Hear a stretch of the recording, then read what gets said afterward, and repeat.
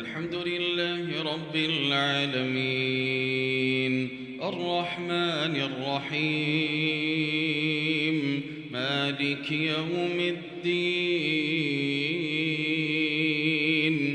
إياك نعبد وإياك نستعين اهدنا الصراط المستقيم صراط الذين أنعمت عليهم غير المغضوب عليهم ولا الضالين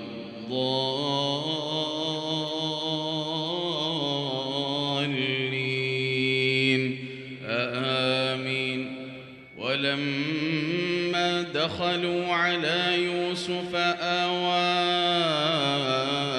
إليه أخاه قال إني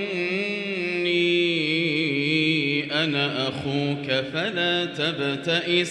فلا تبتئس بما كانوا يعملون. فلما جهزهم بجهازهم جعل السقاية في رحل أخيه ثم أذن مؤذن أيتها العير إنكم لسارقون. قالوا وأقبلوا عليهم ماذا تفقدون؟ قالوا نفقد صواع الملك ولمن جاء به حمل بعير وأنا به زعيم. قالوا تالله لقد علمتم ما جئنا لنفسد في الأرض وما كنا سارقين. قالوا فما جزاؤه إن كنتم كاذبين؟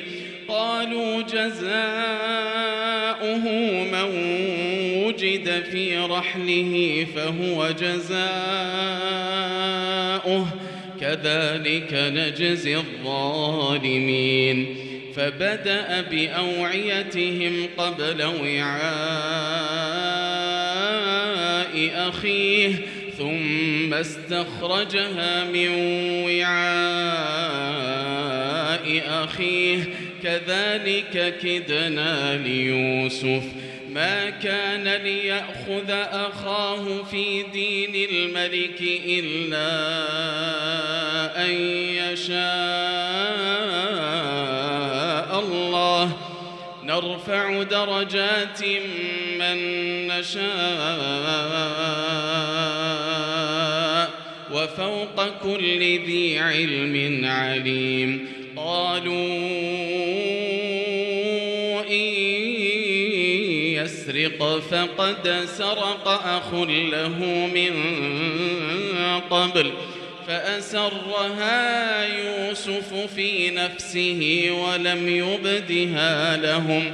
قال أنتم شر مكانا والله أعلم بما تصفون. قالوا يا أيها العزيز إن له أبا شيخا كبيرا فخذ أحدنا مكانه إنا نراك من المحسنين. قال معاذ الله أن نأخذ إلا من وجدنا متاعنا عنده إنا إذا لظالمون. فلما استيئسوا منه خلصوا نجيا. قال كبيرهم ألم تعلموا أن أباكم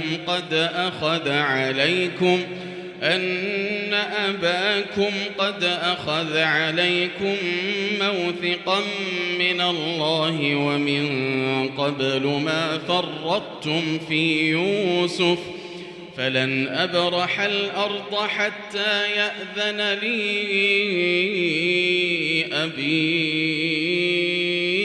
أو يحكم الله لي وهو خير الحاكمين ارجعوا إلى أبيكم فقولوا يا أبانا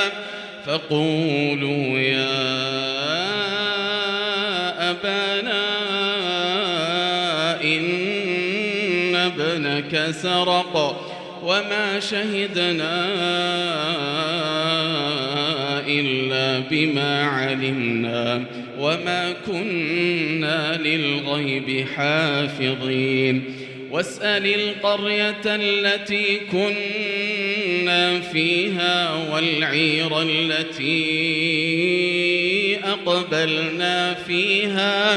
والعير التي أقبلنا فيها وإنا لصادقون قال بل سولت لكم أنفسكم أمرا فصبر جميل عسى الله أن يأتيني بهم جميعا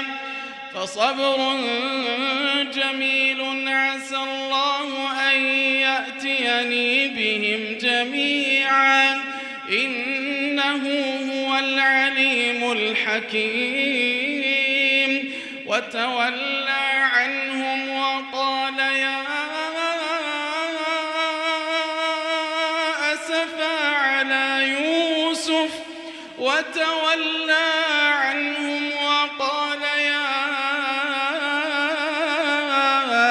أسفا على يوسف وابيضت عيناه من الحزن فهو كظيم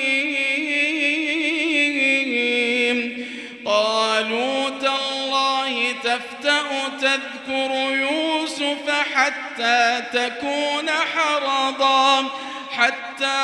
تكون حرضا أو تكون من الهالكين قال إنما أشكو بثي وحزني إلى الله قال إنما أشكو بثي وحزني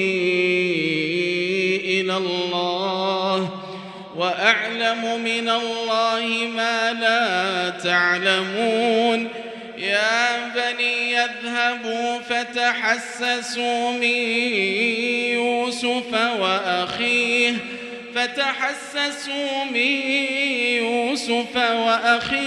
ولا تيأسوا من روح الله إنه لا ييأس من روح الله إلا القوم الكافرون